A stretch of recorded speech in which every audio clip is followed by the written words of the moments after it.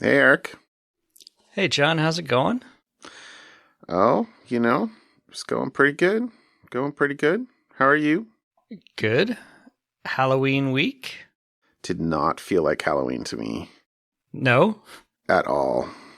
Yeah. But did you get trick-or-treaters? We got a handful. It was raining. Yeah. Um, so, you know, Yeah. I think we probably had 5 or 6, maybe 7, less than 10. Yeah. Yeah. Yeah. We never get trick-or-treaters because who's going to trick-or-treat? Well, But, it's your um, your my, house is uh the kids use your house as an ROI, right? yeah, There's yeah, yeah, what's the ROI for yeah. driving all Not this much to way? get, the doorbell answered and be like, what in the world? Um, yeah, yeah. Yeah. Very, very low density candy zone. Um, but my kids are also old enough that they didn't do any, they didn't go out trick or treating. And my younger one did a Halloween party on Saturday night. Right. Um, and so, that I had to go pick him up for that, but that was my. Oh, and I guess that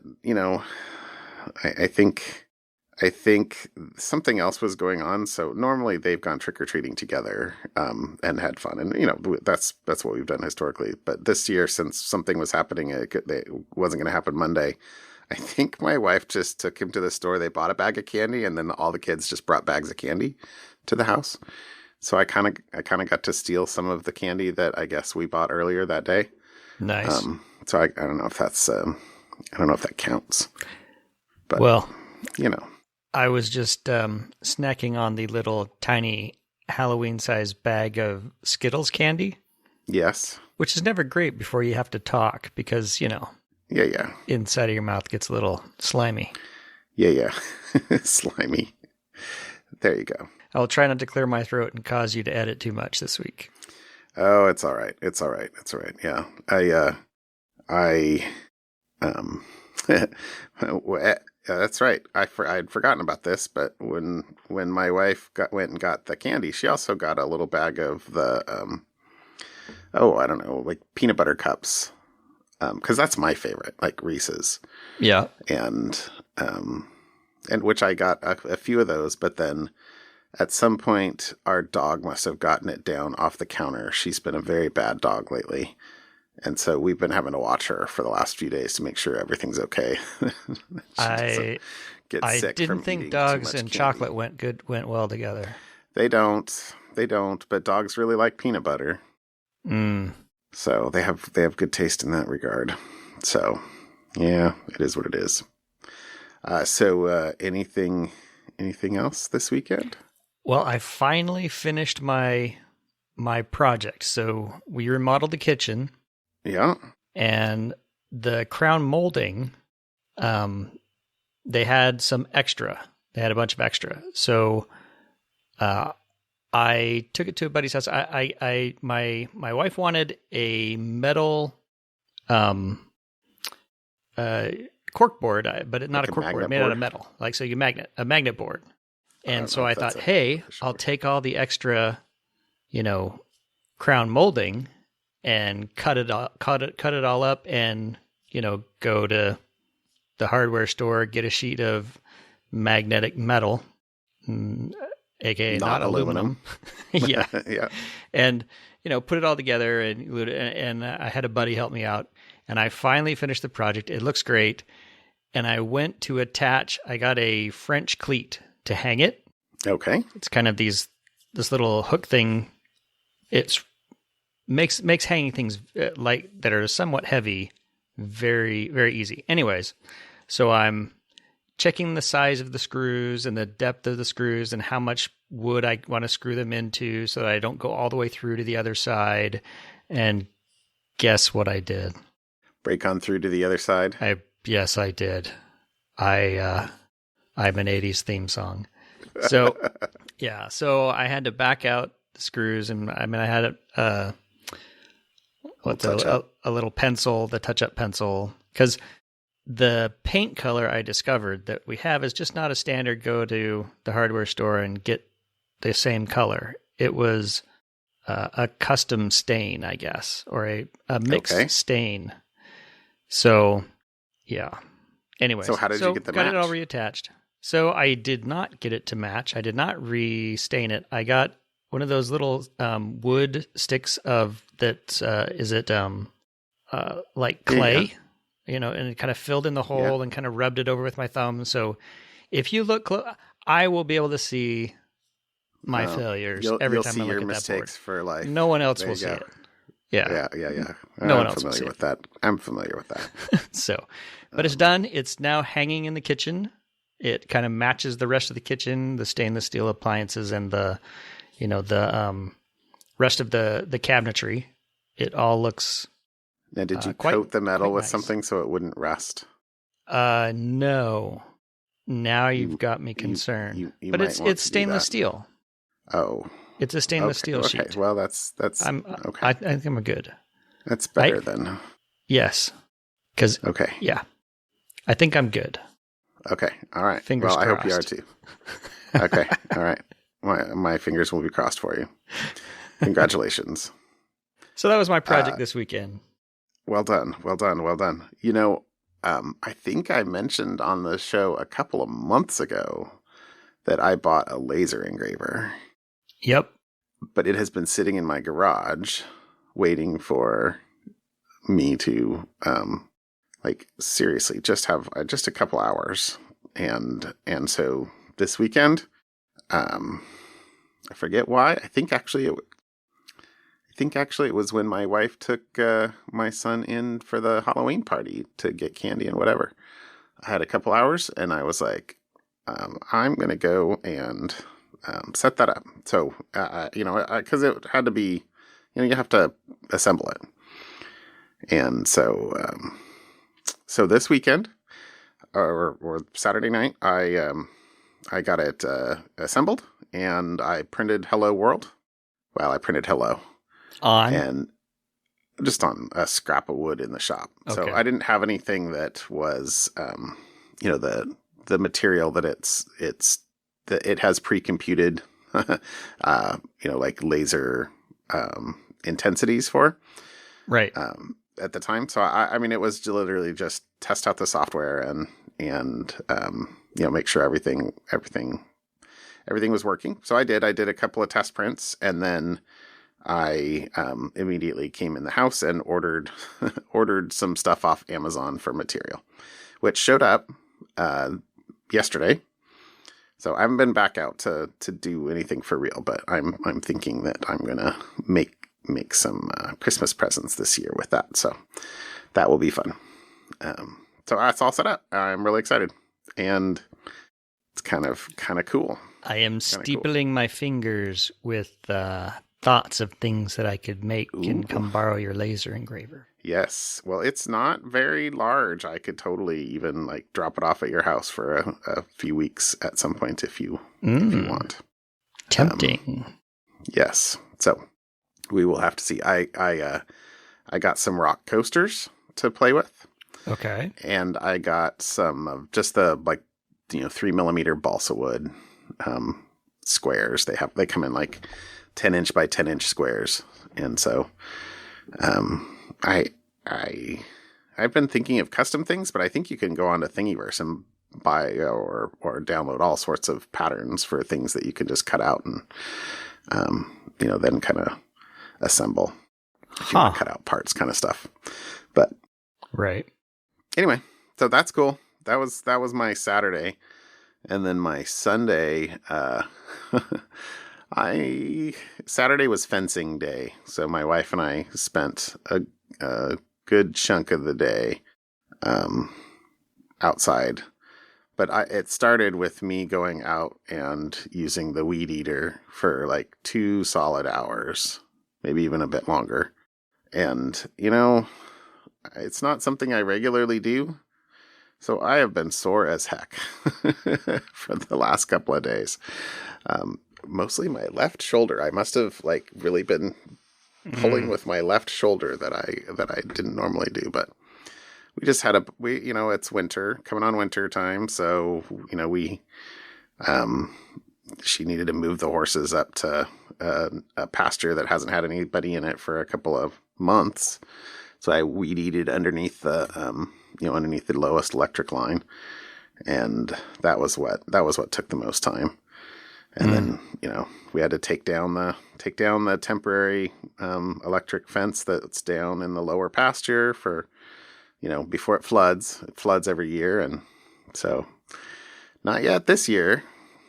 Although the rains have started, they really haven't been too bad yet. And then two other fences too. So it was a long day Sunday, long enough that, and I guess I didn't have material, so I did not go back out and play with the laser engraver anymore, waiting for the material to show up. But right.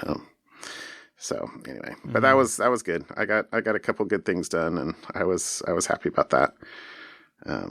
And it was fun to go out, and I haven't been out in my shop like all summer. It's a total disaster. It's been I've just dumped stuff on my workbench for months. And so I don't know. I'm the worst. But anyway. Always a project. We'll see. Always that's the thing. There is always 10 projects. Mm-hmm. So, but that's okay. That's okay. I'm not bored. That's for sure. All right. Hey, I don't know that it's a legitimate follow-up, but I got a ad from Amazon sometime this week that the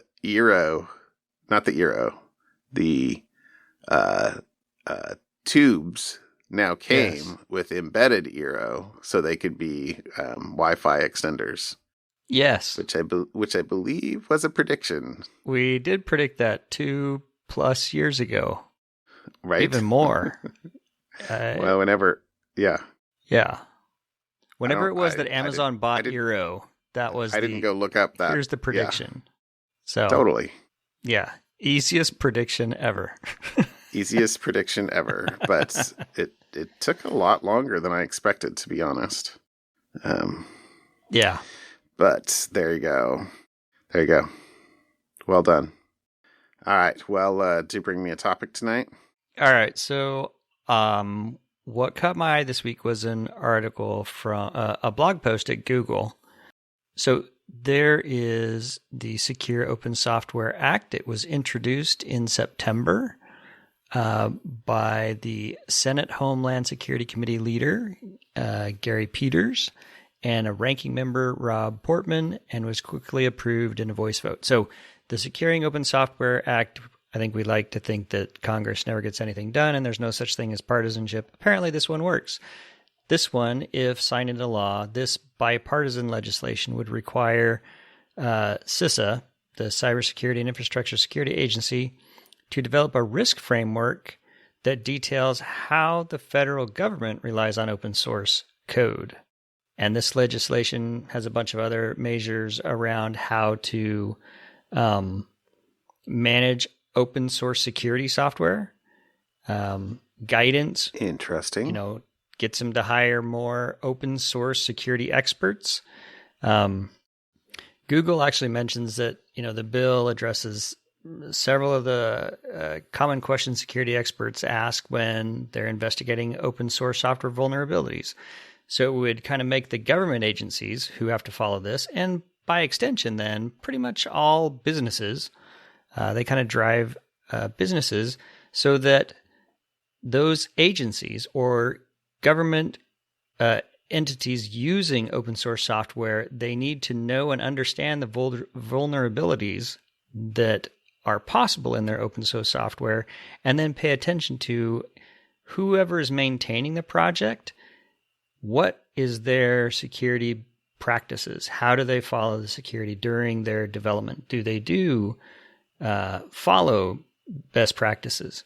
So there's a whole bunch of cool stuff, I think, coming down the pipe.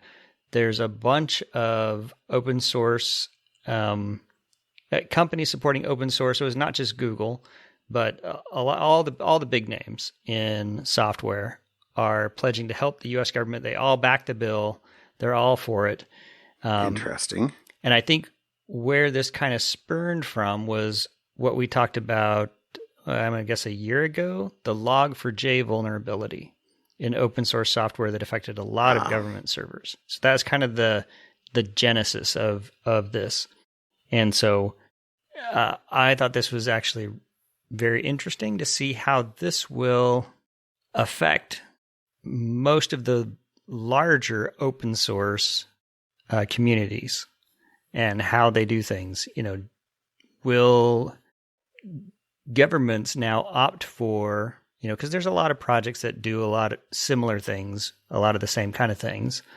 So will the government now start to move towards just projects that may not be the easiest to use, but have the best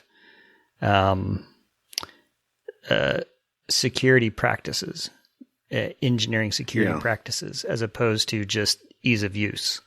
So I thought it was fun. There's lots of money behind this, but now it's just waiting for the full vote in the Senate. It was introduced the end of September. We're now early November. I don't know how fast this takes, but the one comment in here is it's likely that this bill will not be voted on separately. It'll just probably end up getting attached to some other bill as just a part of that other bill and get voted into law. So there you go. That's what I thought was fun this week in security. Okay. That's cool. Mm-hmm. I have a hard time hearing you talk about a bill like that without hearing Schoolhouse Rock in my head. That's right. How a bill becomes a law. I'm just a bill. So anyway, that's what I'm thinking. All right. Well, I didn't realize your thing was going to be a government topic, but my first topic is government related as well. Well, it is the season for thinking about governmenty things. Oh, yes, it is. So go into the voting. So if you're in the U.S., please vote. Yes. Vote. It is your right. And your duty. Obligation as a citizen. Yes. All right, sidebar over. So the Federal Trade Commission announced an order this week that an order against an individual, which is rare, a sanction, I guess. It says the Federal Trade Commission plans to take the rare step of bringing individual sanctions against the CEO of alcohol delivery company Drizly for data privacy abuses, following allegations that the company's security failures under his watch exposed the personal information of about 2.5 million customers. So I looked. This Drizly was not one of our breaches of the week. It seems like it's been a while since we've pivoted away from breach of the week. They're just so common.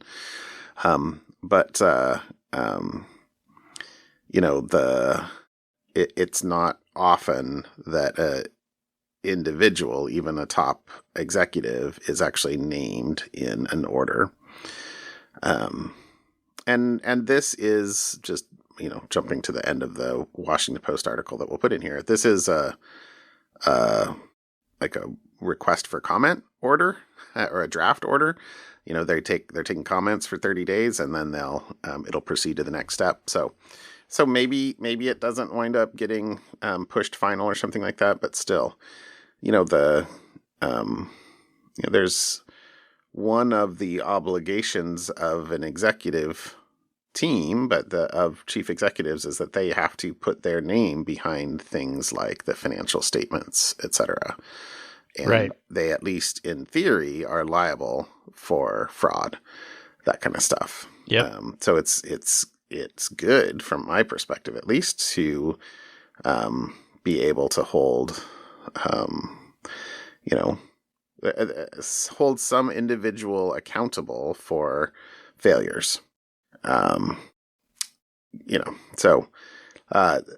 There's no teeth, or there's very few teeth to this because the U.S. doesn't actually have a data privacy law.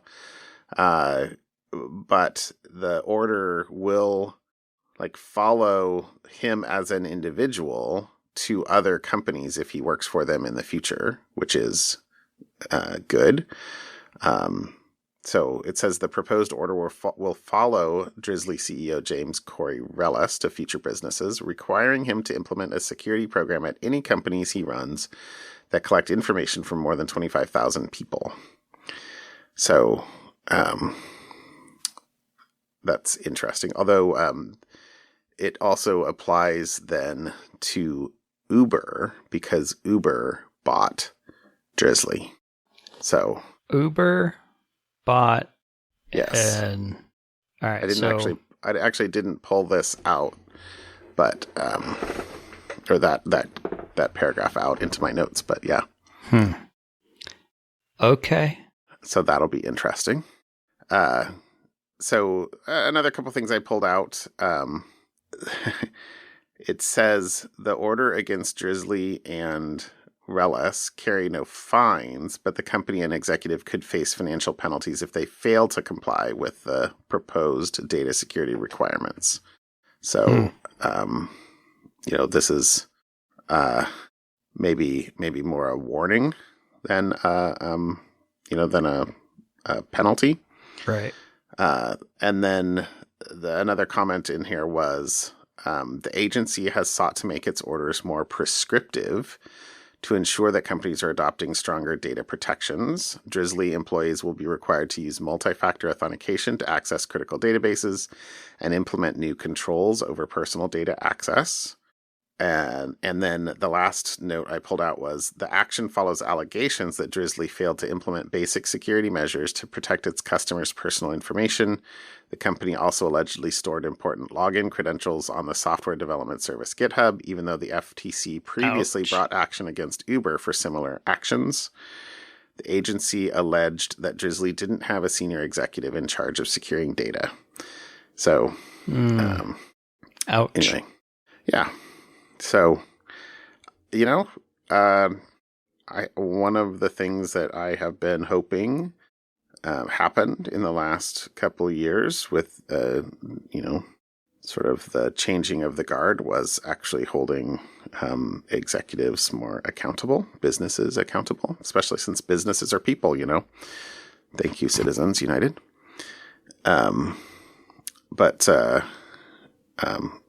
So hold them accountable for their actions then.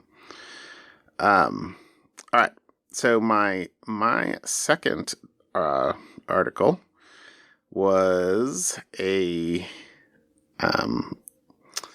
an article in Bleeping Computer about Android malware and a couple of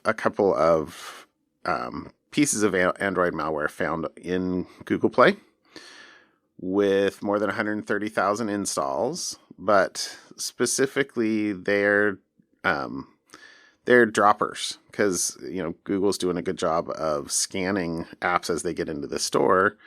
So and Android has been tightening down security controls on rights and permissions that apps ask for. Right.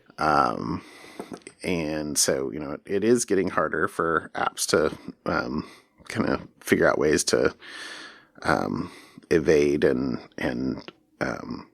get installed. So both of these are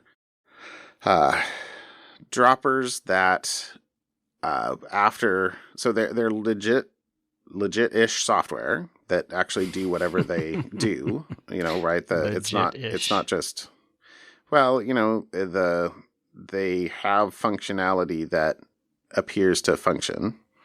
So when you download it, you're not like, oh, what is this crap? It doesn't actually work. No, they do something, depending on what the app is.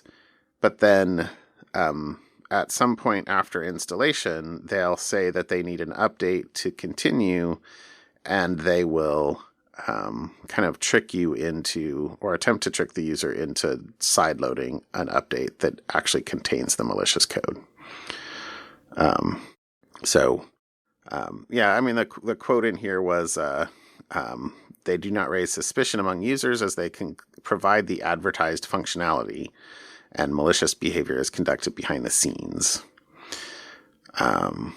So the first is a banking Trojan known as SharkBot that steals credentials through fake login prompts overlaid on legitimate website login forms. performs key logging and steals and hides SMS messages and allows remote control. And then the second is, they call it Vulture. Let's see, the actual quote that I pulled out is, another campaign using Dropper apps delivers the Vulture malware, also a banking Trojan operated by a threat actor known as the Brunhilde Project, which is pretty funny. Vulture performs on-device fraud by offering its operators remote screen streaming and key logging for social media and messaging apps. And then the interesting thing about this is that it says the new variant distributed in the latest campaign features a previously unseen system of UI logging, recording clicks, gestures, and all actions taken by the victim on the device. And the researchers speculate that this logging integration is designed to bypass the security flag restriction on Android, which prevents the content of some apps from appearing in screenshots or screencasts. So how it can kind of mask out private stuff that could contain private data, trying to evade that so that it can be sent remotely. So that was my second one. 130,000 installs is not a trivial amount. The largest number of those was on an app that was related to restoring photos, which this goes to the point that it is often the case that people are in a vulnerable moment and they're trying to figure out how to recover something, how to fix something that they can get most tricked into downloading sketchy software and seeing what it does. So there you go. Nice. I should probably have talked about the OpenSSL vulnerability this week, but it's okay. Just update. Yeah. Patch. It'll still be there. Oh, that is such an easy comment to make and so true. It is what it is. Well, you ready for my something fun? All right, hit me up. What's something fun? All right, so my something fun comes from Switzerland. And you really have to see the pictures and watch the video to actually become appropriately awestruck by what they did. So this was a world record attempt by a Swiss railroad. It's Rhaetian Railway, Rhaetian. I don't know how to pronounce that in Swiss. Anyways, it's a railway which lined up and created the world's longest string of trains, carriages that carry people, and they rode a route all day long. So it was 1,906 meters long, which I think is roughly 1.2 miles long. So almost 2 kilometers. Yeah. So these are railway cars that carry people, and there was 25 of these 4-car carriages of these new rail cars they got, and they made a world record route from Preda to Alvanue. It's 25,000 meters long. Anyways, the train covered a difference in altitude. It went up. Wait. So yeah. The world. What's about the route? So 25. So it's basically 12 times the length of the train. Yes, basically.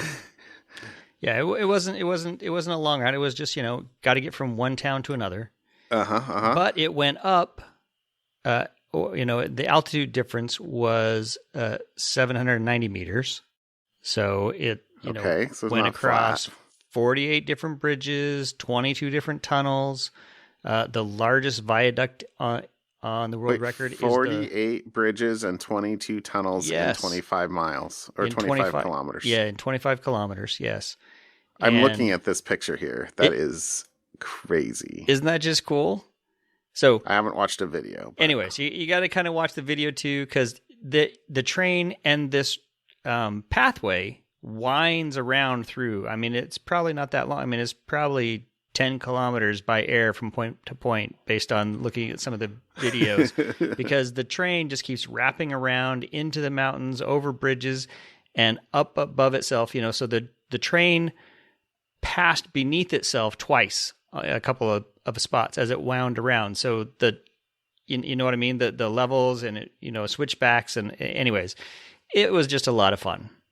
So anyways, the train only went about 35 kilometers an hour, and it only took an hour to get that full distance. But it was just kind of something fun. The video is fun to watch. The pictures were kind of cool, and just looking at other countries' use of alternate modes of transportation to get around was impressive. Makes you jealous. I liked it. Okay, very cool. Well, it doesn't seem to have a streaming video, so I'm downloading the you gotta highlight clip. I think there is one on YouTube somewhere. I'm sure. But yep. Since the fun stuff. Chief Twit is currently providing my internet service, it's pretty fast. It's almost done downloading. The Chief Twit. I just got that. Well, I got to keep you on your toes. All right. Well, I'll watch that when it finishes in a bit. It's a lot of fun. Okay. Yeah. That is cool. It's a beautiful train. Just the red picture in the fall colors going through the tunnels. That's going down I want to go ride this route. I don't care about the world record one, but just the route, the hour-long train route, looks like just a cool train ride. We really enjoyed the train ride from Paris to London this summer. It was lovely. Nice. And I think that was the first time my kids had ever been on a train. So, anyway, that was pretty cool. Okay, hold on. Now I'm going to actually watch this. Good stuff. Pause for a minute. Okay. Pausing.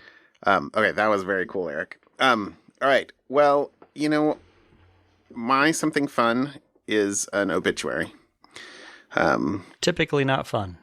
I know, but we have over the course of the last few years, occasionally been, oh wow, I didn't know that about the early days of computing. Mm-hmm. And this is a woman, Kathleen Booth, who died at the age of 100, who, it says, one of the last of the early British computing pioneers. And among her accomplishments, she is responsible for developing what we now know as assembly language. Boom. Right? Totally mic drop. And so it says that Kathleen Hilda Valerie Britton, born in Worcestershire. Okay. Worcestershire. Yeah, I think that's how you say the sauce. On July 9th, 1922.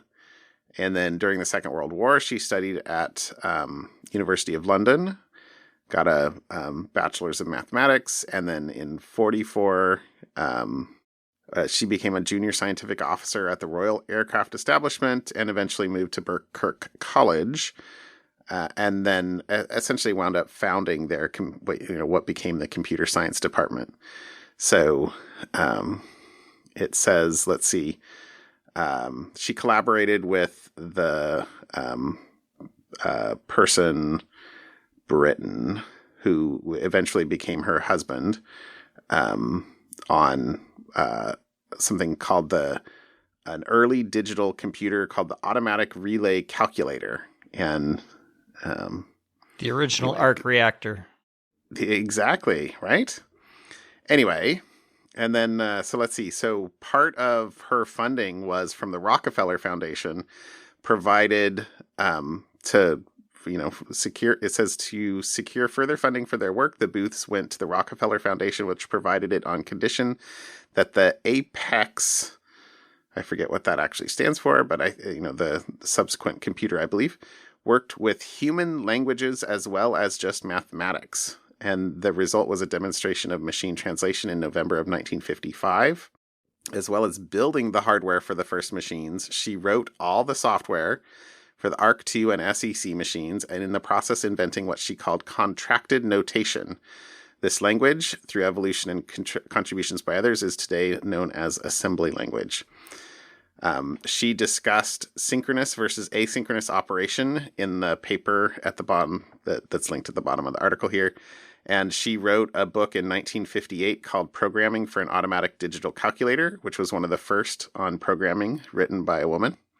And it says that same year, so 1958, she started working with neural networks, which was the subject of her last paper, which was published in 1993, using neural nets to identify marine mammals. So, which is something that is done today, obviously, using neural nets, very, very commonly. But she would have published that when she was 71. Programming clearly into her 70s. Nice. And so I read this. I forget where I saw it linked. I think, somewhere off of Twitter, I'm sure. But I thought that was cool, and it's awesome to celebrate the contributions. And I think we continually appreciate the how many early contributions were made in computer science by women, and especially since it is still, like, even today, at least in my experience in industry, it's still so male dominated. Yeah. So anyway, but there you go.